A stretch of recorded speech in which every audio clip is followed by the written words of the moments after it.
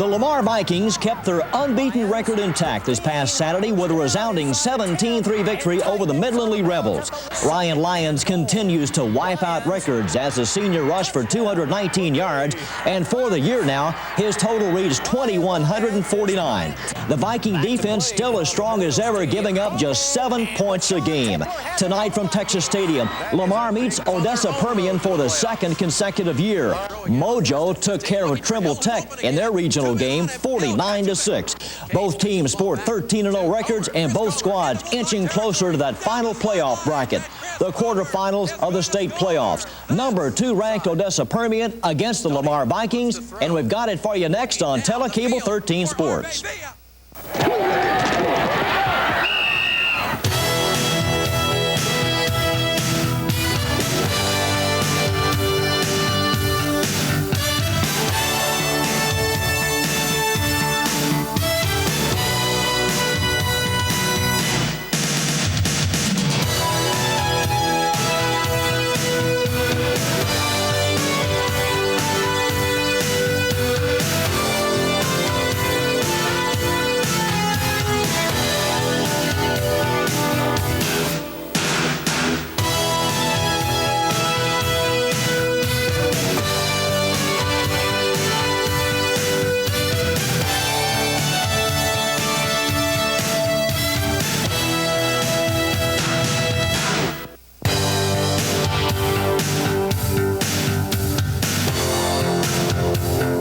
Welcome to Texas Stadium, everyone. Anticipation building for this quarterfinal playoff game as the Lamar Vikings and the Permian Panthers hook up for the second consecutive year. Glad you're with us. I'm John Nelson. Joining me with me this week is Brad Brown, as always, and the head coach from Arlington High School, Mike O'Brien, to lend his expertise in this playoff stage of Texas high school football. Brad, the Vikings show no signs of slowing up, especially Ryan Lyons, another big week last time against Midland Lee. Over 2,100 yards for the year. Right, 2,149 yards, 338 carries, both new records for city records and school records. In fact, he set 3 city records this year and 5 school records. And 4 games this year of over 200 yards. Correct. Big one was about 234 yards, I believe it was. Coach Mike O'Brien, what about Ryan Lyons? What does he have to do today? Because I know that Permian's concerned about maybe Ryan running inside as well as outside. He needs to keep doing what he's been doing all year, John, and that's making yards for the Vikings. Ryan has all the skills you need, and yet he has, and the little intrinsic thing is the vision. He can see the holes, and he can get there. There's another rusher for the Lamar Vikings as well. We talk about quarterback John Chupp, an outstanding option quarterback this year, game by game, really coming into his own. Certainly is. Since the 6th game of the year, John Chupp has really started to rush more, and it's very paid off a whole lot. He's gotten a lot of yardage, and besides that, his passing has improved a great deal since he has started to run more. Coach O'Brien, you look downfield, and all of a sudden John Chupp has ripped off about 25, 30 yards. That's true, and people decide that they're going to take Ryan Lyons out of the offense, then John always takes up the slack. That's the way it's been. That's the way it was last week. That was the way it was the week before. And welcome back to Texas Stadium, everyone. John Nelson, head coach Mike O'Brien from Arlington High, and Brad Brown. They're expecting upwards of 20,000, but that might have to be revised. They have opened up the upper deck for one of the few times that I have seen in the playoffs down through the years at Texas Stadium. Past history in the playoffs. Here's how both Permian and Lamar fared in the previous 3 weeks by district area. And of course, last week's regional games, Lamar over Midland Lee 17-3, and you see the Permian score, identical score over El Paso Jefferson 49-6 as they beat Fort Worth Trimble Tech. Both teams at 13-0. As far as the series between these two, the Panthers on the edge at 2-love, 1977 in Abilene, and last year at Ratliff Stadium, Permian defeating Lamar 21-7. So the series, short as it is, still Permian on top 2-0. Panthers against AISD opponents, 4-1-1. Sam Houston in 1973 knocking off Permian 14-7. And the Arlington Colts and Mojo playing to that memorable 35-35 tie just 2 years ago. 4-1-1 are the Panthers against AISD teams. About ready to toss that coin high.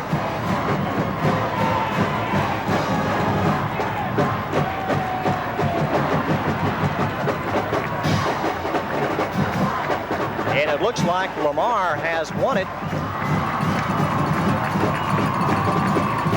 Permian and Lamar each turning around. Chad Cannon there, number 11, as the Vikings have won the coin toss and will defend the goal to our left. Assisting Don Kitchen this afternoon, John Duncan, Buddy Ojeski, Alan Bishop, Mike Thompson, and Butch Denton. So we'll see that Lamar Viking offense very, very shortly as number 37, Malcolm Hamilton, about ready to get this quarterfinal game underway. Mojo and Lamar taken at the 4. Cody Paris to the 20. Cody Paris cut down at the 25-yard line by the kicker, Hamilton. Here's the Viking offense, averaging 247 yards of rushing and 111 yards of passing. That one-back offense with Ryan Lyons, Chad Cannon, Fields, and the other wideout, Mike Robertson.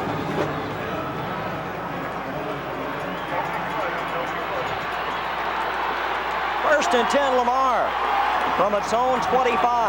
John, it's real important that Lamar starts right off, marches down the field, and scores first. Here's a flip to Lyons, and a loss of a couple. Over the top, number 79, Jeff Garrett at 6'1" and 217. Here's the Permian 4-3 defensive alignment. Kwiatkowski is playing number 82. Allen, McMillan, Williams, and Womack are the down linemen. Here's a replay. Head coach Mike O'Brien of Ryan Lyons coming this way. The real key in the left-hand part of your screen is the cornerback, Kevin Mannix. He forces Ryan to bounce outside and makes it easy for him to stop. Kevin Mannix, number 28, a senior. Second down and 13 for the Vikes. Lions up the gut to the 30. 8 yards for Ryan Lyons will bring up third down and 5. Kwiatkowski in on the stop that time. He's been out with a broken foot. In fact, he didn't get into the lineup until the 5th game of the year for Odessa Permian, but he's a good one. Number 82. Keep your eye on him. Jeremy Hagler, number 77, has just checked in the offensive line. There's Ryan Lyons with the 8 yards. Chris Welch is checked out, number 75. On third and 5, Chad Cannon, the move man. Here's Chubb. Great protection. Unloads, wide open. It's Tucker to the 5. First and goal, Lamar. James Tucker wide open down the sideline. Tuck going back on the play pass, the tremendous play pass fake. He had 2 receivers actually open. He could have gone to either Cannon or to number 25 for a great big player starting the ball game. On third and 5, John Chubb going deep, and a foot race between Tucker and Lord Hill. 70 yards on that pass play, and that's also a penetration. Could be very important in this game. Right, Mike? Yes. It counts. All of it counts at the end. That's right. Vikings are on the board. Touchdown.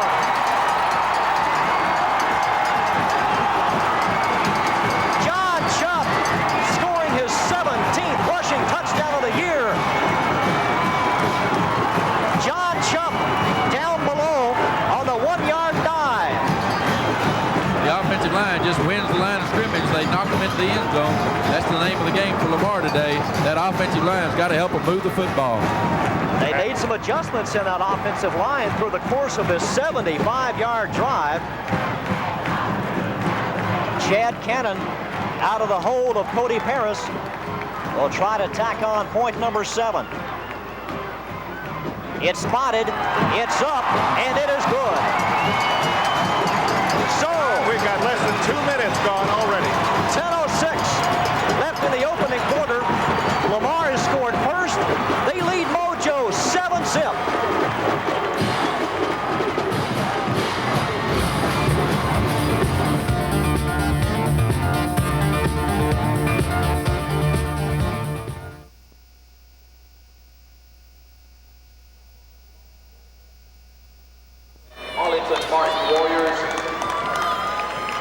just about set for tonight's starting lineups.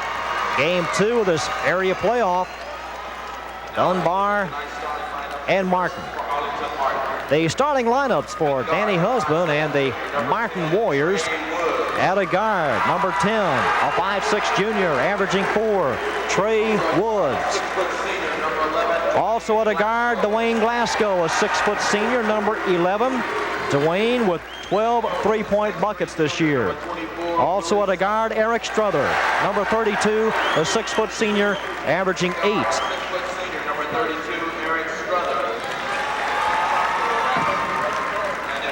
At a post, Willie Sublett, 6'3" junior, averaging 15. And Greg Went at the other post, a 6'5" junior, number 40, averaging 11. And the starting 5 there for Danny Husband, Martin averaging 68 points a game. Starting lineup for the Dunbar Flying Wildcats. At a guard, Sam Burdine, number 11, a 5'7" junior, averaging 7. At a guard, Johnny Thomas, number 14, a 6'1" senior, averaging 7. At a wing, or at a post rather, Gary Collier, a 6'3" junior, number 20. Charles Sickman at a forward, a 6'4" junior, number 21, averaging 13. And at the post, Quinston Boozer, a 6'6" senior, number 33. And the starting 5 for head coach Robert Hughes, the runner-up team out of 6-5A. Beating Marcus 70-58. Dunbar, the Region 1 champion, 7 of the last 11 years. An Arlington team has never placed a squad in the state tournament. Back at the Super Pit, 38-34. John Nelson with Coach Larry Hargett. And coach, here's the miss slam by Quinston Boozer. And on the other end, we'll see Glasgow for 3. Well, he gets down inside and positions himself, and he misses the dunk, and he does grasp the rim, and there's no call. Glasgow set up perfect. Dwayne's second three-pointer of the night. 38-34. Dunbar has changed their offensive attack around. Instead of Boozer running the post and trying to get open low, they've moved Charles Hickman up to the high post and trying to isolate Boozer one-on-one against the zone down inside. Intended for Collier, stolen by Sublett. Here's Trey Woods over to Stovall. And that one for Paul Stovall makes it 38-36. Martin outscored Dunbar 13-7 in the third period. Well, I can't tell you what's going to happen. There's got 7:30 left, but I'm telling you right now, Martin is a better basketball team than Dunbar. Boozer answers back, 13 for Boozer, 40-36. Dunbar, that's not taking anything away from Dunbar either. I just think Martin is as good as anybody is around. Here's Woods, and that one rejected by Quinston Boozer. Dunbar's biggest lead tonight has been 12, and Martin down by only 4. Well, Struther, just beat it. Stovall, hook shot, little bottom portion of the glass off balance, and had to alter his shot. John, it wasn't a very good shot. He was out of control. He needed to kick that ball out to, I believe it was Trey Woods was open out there. Sublett with another steal, intended for Boozer. Dunbar fans not happy about that. Stovall batted away, gets it back. Woods on the wing, has to give it up, goes up top. Struther drives, and Struther, as it does a 360. I really believe he was trying to bank that in, but he got hit so hard that it never got to the backboard and went straight in. A Martin 4-2 run, 6:20 left in the game. Dunbar 40, Martin 38 from about 18. It is tapped to Woods, ahead to Struther, only has to beat Otis Evans. And Dunbar with the foul.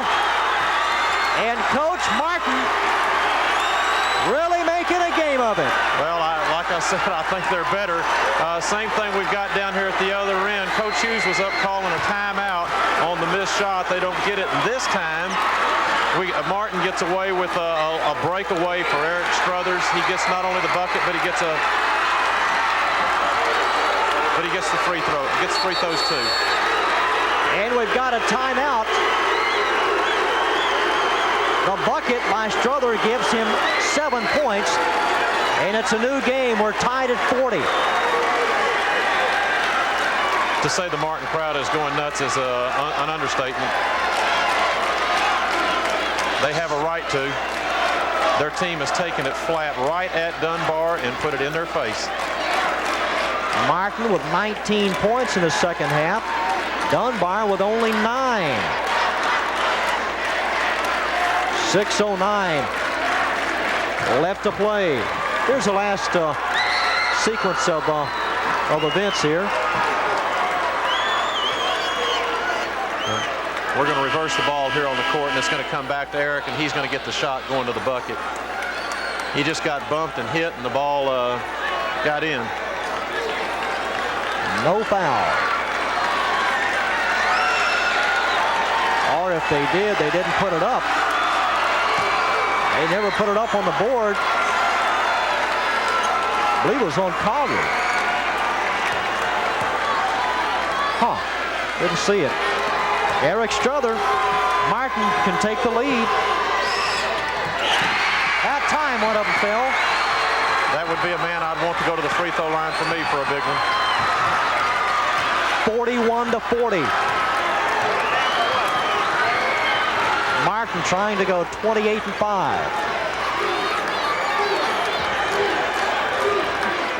Out to Thomas. Penetrates. Misses. Sublett with those long arms keeps it alive. Ahead to Willie. And Sublett lays it up and count the bucket. Have you ever heard the word momentum? It has changed in the pit.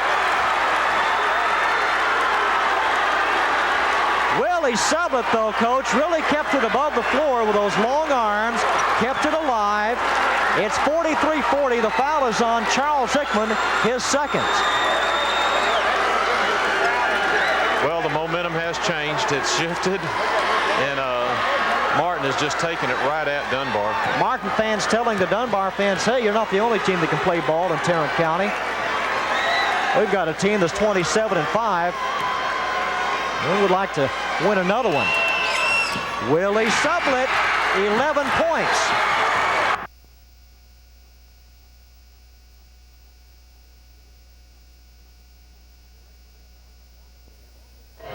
Rick Smith, 3-1 this year in District 8-5A.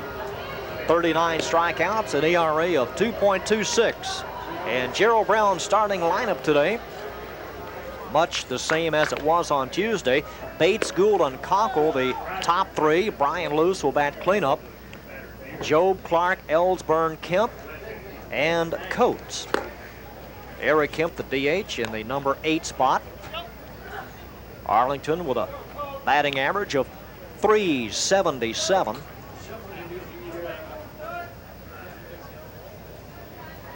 Colts have won 12 in a row as Rick Smith tries to rely on this defense, and maybe they will do what Arlington did on Tuesday. Johnson, DeSalvo, Schilling, and Cox in the infield.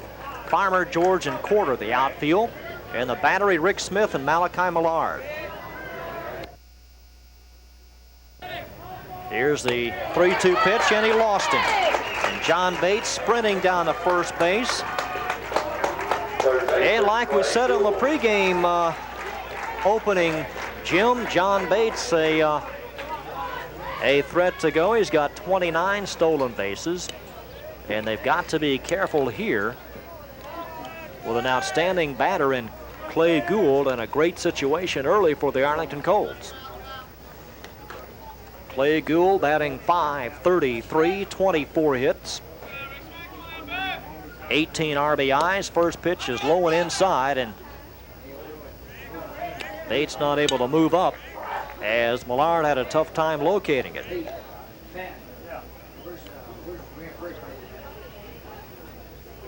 Gould hit the 3-run home run in the top of the third on Tuesday.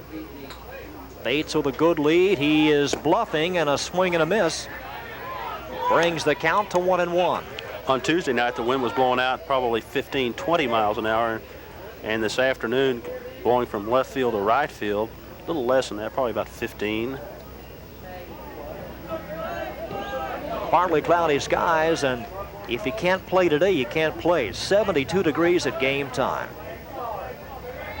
No humidity at all. Here's a 1-1 pitch. Bates is going. Millard's throw is high, and stolen base number 30 for John Bates.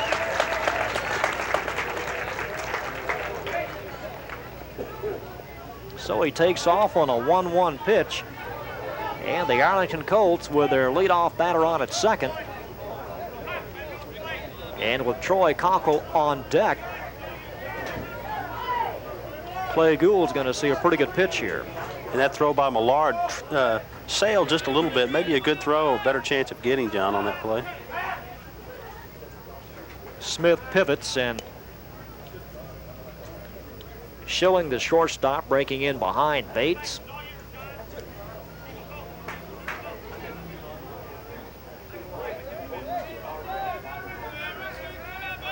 Here's the next pitch, swung on, good swing, and caught a piece of it as it goes out of play on the right side. So the count leveled at 2-2 on Clay Gould.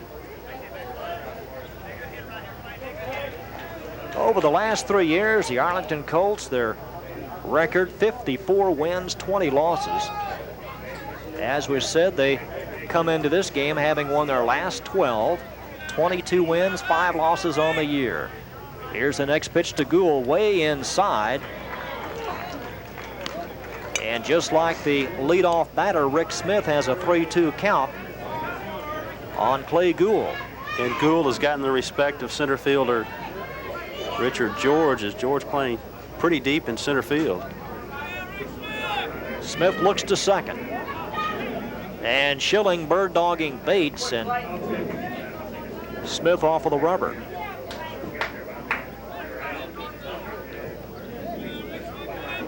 Set, the payoff pitch, swung on, chopped to the third baseman off of his chest.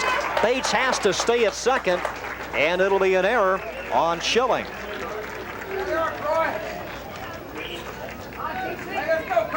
Well, Jim, the third baseman, Flippo, on Tuesday's game felt like it must have been target practice. A lot of balls were hit his way, and we see the first chance bobbled by the third baseman this afternoon, Cox. One of those in-between hops that you either have to charge or move back on, and Schilling did neither and commits the first error of the game. So John Bates at the top of the screen, Clay Gould at first, and the batter is second baseman Troy Conkle, batting .367. Couple of homers, 15 RBIs. And Bates diving back.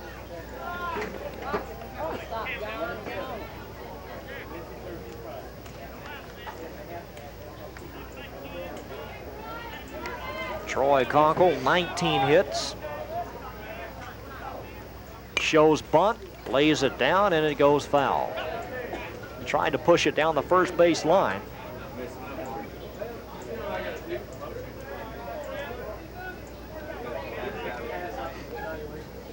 Two on, nobody out. Bottom of the first.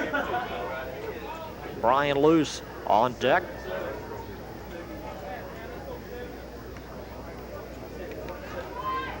So the Arlington Colts getting a little antsy, hoping to get a couple of runs at least here in the bottom of the first as they look on. DeSalvo going to the bag. Here's the pitch. It's down low. Gets away from Malachi Millard. Both runners move up. It'll be a pass ball charged to Rick Smith. So that takes away the bunt. Accomplishes the same thing, Jim, and nobody out. Now Troy Conkle can just try to hit the ball to the right side to plate John Bates, who's now at third. A ball and a strike to Troy Conkle.